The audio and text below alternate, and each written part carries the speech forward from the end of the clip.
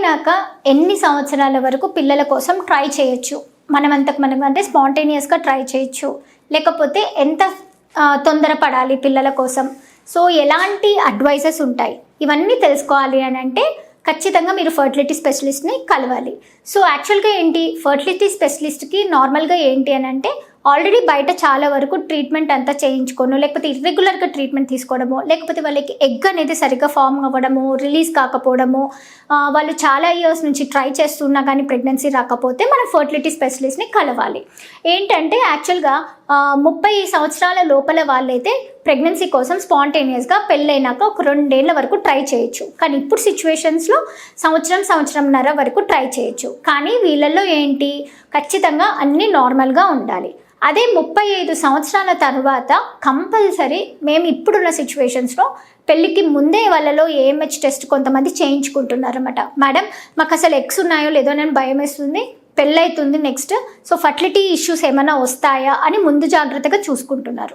So మగవాళ్ళల్లో కూడా చాలా మందికి స్పర్మ్స్ అనేది ఉన్నాయా లేదా అన్న డౌట్ చాలా వరకు ఉంటుంది. సో వాళ్ళల్లో కూడా 35 సంవత్సరాల లోపల ఉన్న మగవాళ్ళైనా కానీ 35 సంవత్సరాల తర్వాత ఉన్న మగవాళ్ళల్లో కానీ ఖచ్చితంగా పెళ్ళైనాక 6 నెలల లోపల ప్రెగ్నెన్సీ అనేది రావడం లేదు అని అంటే కంపల్సరీగా ఫర్టిలిటీ స్పెషలిస్ట్ని కన్సల్ట్ అవ్వాలి. నేను doctor Sushruta, Kurnool 49 fertility centre consultant. So యాక్చువల్గా ఏంటి, ఇవన్నీ సిచ్యువేషన్స్లలో అసలు ఏం అడ్వైస్ తీసుకోవాలి, 30 సంవత్సరాల లోపల అయితే 2 years వెయిట్ చేసినా పర్వాలేదు. సో ఎందుకంటే ఇప్పుడు చదువుల కోసం, తర్వాత వాళ్ళు సెటిల్ అవ్వాలని ఈ స్ట్రెస్లన్నీ చాలా ఉన్నాయి. ప్లస్ పెళ్ళైనాక కూడా భార్యాభర్తలు దూరంగా ఉండడం, ఎందుకంటే ఎవరి బిజీ లైఫ్లో వాళ్ళు ఉండడం, తర్వాత వాళ్ళలో ఆ ర్యాపో అనేది అంటే కలుసుకోవాలని, తర్వాత వాళ్ళు ఇన్వాల్వ్ అవ్వాలన్నా కానీ, మీటింగ్లో ఇన్వాల్వ్ అవ్వాలన్నా కానీ వాళ్ళకి ఆ టైం అనేది ఉండదు, ఆ ఫీలింగ్స్ అనేది ఉండదు.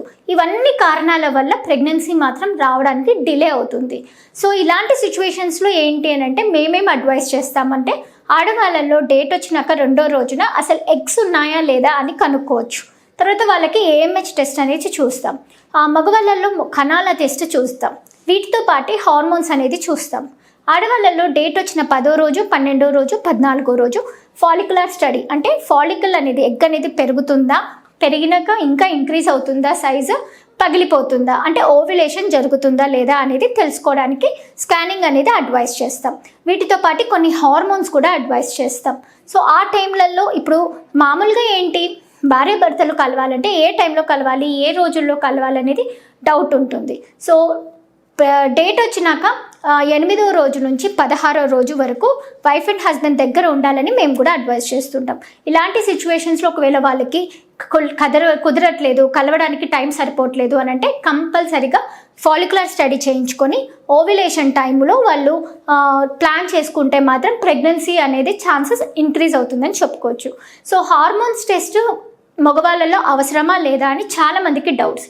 కానీ ఈ హార్మోన్స్ వల్ల కూడా స్పర్మ్స్ అనేది చాలా వరకు ఎఫెక్ట్ అవుతుంది, క్వాలిటీ, మోటిలిటీ, తర్వాత నార్మల్ కౌంట్ కూడా డిఫెక్ట్ పడుతుంది. సో ఇలాంటి కండిషన్స్లో మనం టెస్ట్లు చేయించుకొని ముందడుగు వేసుకొని వాటికి కావాల్సిన ట్రీట్మెంట్ అయినా కానీ, తర్వాత నెక్స్ట్ సజెషన్స్ ఏమైనా కావాలంటే తీసుకుంటే మాత్రం ప్రెగ్నెన్సీ అనేది స్పాంటేనియస్గా ట్రై చేయొచ్చు, లేకపోతే అసిస్టెడ్గా కూడా ట్రై చేయొచ్చు. థ్యాంక్ యూ అండి.